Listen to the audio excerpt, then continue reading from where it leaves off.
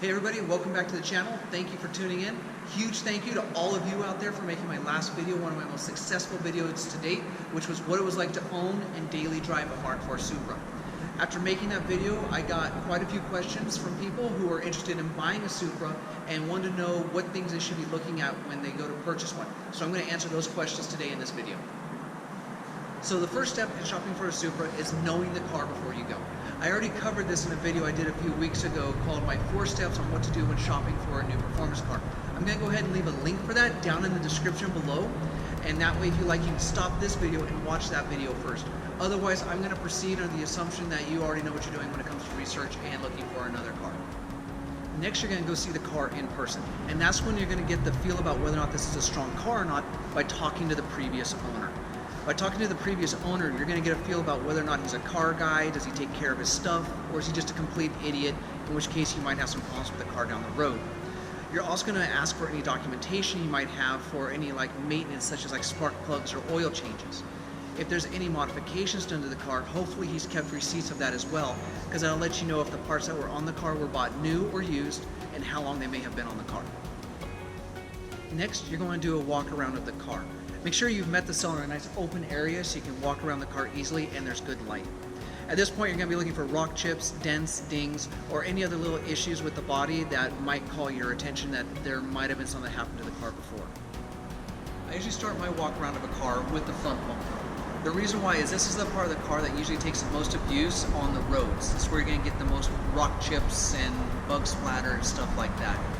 You're also going to pay attention to the polyurethane. You want to look in the paint to see if there's any swirls or spider cracking from where somebody may have bumped into it when they were parallel parking. Don't forget to check underneath here as well for any cracked paint, because people who usually fix things, they won't think about this. Also, don't forget about the under lip and the under tray, because it will have scraped if there's a steep driveway or anything to that effect. Next, we're going to get kind of at the angle the camera is now. It lets you get an eye line down the body. This is going to show you a few things. One, you're looking for orange peel within the paint. This might let you know if the car was repainted at some point in time and repainted cheaply. Next, you want to take a look at the seams of the car, such as here along the hood, along the door, as well as the back of the door and the vent. The reason why is if the car was hit at some point in time, it's really hard to get those lines straight again, so that might let you know if the car has been damaged and repaired. The next thing you want to check is unique to the Supra. Now, the Supras are notorious for getting a rust bubble right here. A lot of them do it. It has to do with water getting trapped in the hatch. So when you go look for a car, you definitely want to look right here. And since you're at the back of the car anyways, it's a good time to test the rear hatch struts. Now, the rear hatch struts are about 25 years old and they're known to go back, which means usually when you lift up the hatch, you have to lift it up all the way and it wants to fall down on your head. I actually have replaced my hatch struts already with hatch depot struts. It's not a fun job to do, and it's something that a lot of Supras have issues with. Some people actually just bend the struts from the stock just so it'll hold up, but then you have to fight to push it down and fight to push it up. So if it bothers you that the hatch doesn't stay up, that's something that's better to know now. As I'm walking around the car, I usually also will quickly check the tread depth on all the tires. Just kind of see where they are compared to the wear indicators. I may also try and look to see if there's any uneven wear on the tires and let me know if there's a bad alignment. If the car has been driven recently and they're not hot, I may quickly also just kind of check the rotors to make sure there's not too thick of a lip. So once you're confident that the body is solid and the car is in good condition on the outside, it's time to check the inside. So one of the first things I look at when I look at the interior of the car is the driver's seat. The driver's seat sees more wear and tear than the passenger seat, so the passenger seat's usually pretty good. Particularly I like to pay attention to right here on the side bolster, because that's where most people rub getting in and out of the car, as well as here on the thigh bolster. Now as you can see, I've actually replaced my seats with Sparco seats, but it'd be the same thing to look at it even if it was a stock seat. Once you're inside the car, go ahead and start touching all the buttons. Kind of get familiar with everything is, and then that way you can see and make sure that everything is working as it should.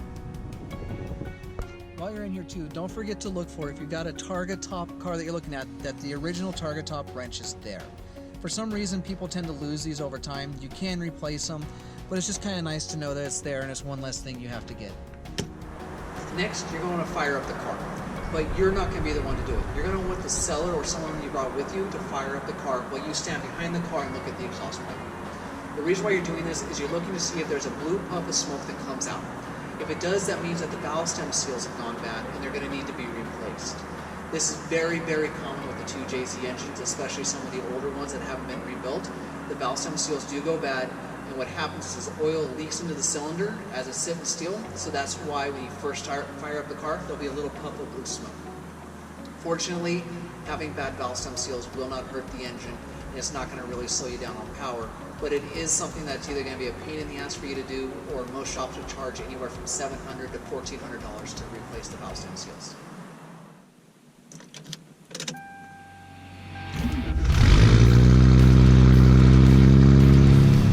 Once the car is running, it's time to pop the hood.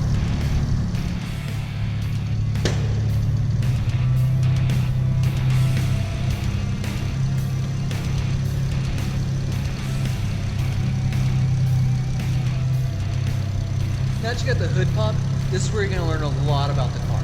This is where probably the bulk of the modifications have been done. As you can see, I've got things like an aluminum radiator.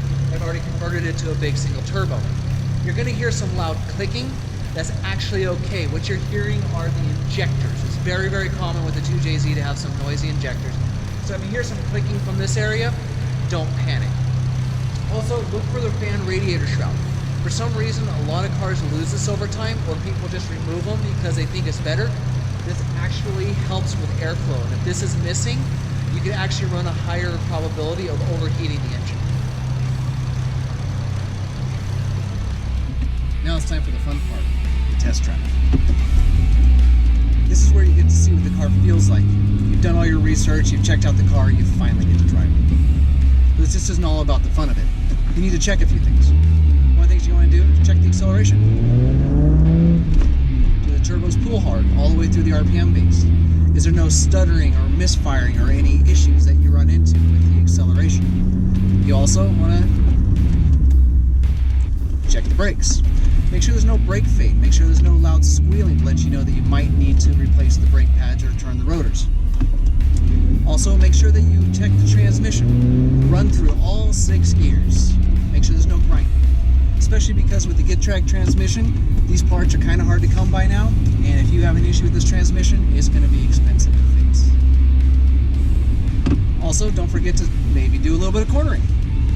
You're checking the bushings. If you're hearing some popping or some noise coming from the front end, that means you may have a bad rubber bushing that needs to be replaced. This also gives you an idea if the shocks are bad as well. Hopefully you did manage to take some time or have a flashlight and shine up in there and look at the shock bodies. If the shock bodies are wet, that means they're blown and they need to be replaced. So one of the things I like to do when test driving a car is make sure you find an on-ramp to a freeway. Because when you find an on-ramp to the freeway, you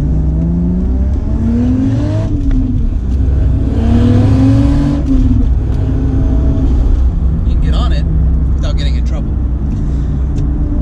Getting on it actually has a couple of benefits. One, let's be honest, it's fun.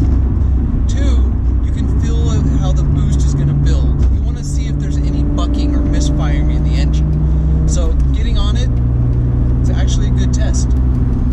So while you're already on the freeway, it's also a good time to test the alignment. Basically, make sure it's a flat road. You take your hands off the steering wheel and see if it pulls to one way or the other. If it pulls to one way or the other, it can let you know that either the alignment needs to be done or the road could also be a little off. When the alignment needs to be done, it lets you know that maybe the person who's selling the car really did not keep as up to date on the maintenance as they claimed they did. After you're done taking the car for a test drive, make sure you park it in a parking spot where it wasn't parked before. The reason why you're doing that is you look to see if there's any oil drips or coolant leaks that could be indicative of problems that are happening underneath the hood. The final step is one that a lot of people skip. So please, whatever you do when you're shopping for a new car, do not skip this step. Find a mechanic that you trust or has a good reputation and take the car to go get a leak down test and a compression test. There could be things happening in that engine that you just can't detect from walking around and listening. You could have a ring that's starting to go bad and you have bad compression in one cylinder, and you'll never know that unless you take it to a mechanic to be checked out. Also, go ahead and spend the money. It's not expensive. Get a Carfax on the car. You can't trust the seller to be honest with you about what things may have happened to the car, if it's been in any wrecks, or if there's any mild discrepancies with the odometer. It costs like $35 to $65 depending on who you go through. Just get the Carfax. It'll let you know how many people have owned the car. if it's been up to date on the maintenance, if there's been any wrecks that have happened, even if it doesn't cause the title to be salvaged. The more information you have about the car, the better you'll be in the long run. So that's everything I look at when I'm shopping for a new Supra. If you have any questions or if you feel there's anything I've missed, go ahead and post in the comments down below and I will respond to you. If you liked my video and others I've done, please subscribe to my channel. I'm making these videos on a weekly basis. Go ahead and hit that like button if you enjoyed this one in particular. I thank you all for watching, and I'll see you all out on the road.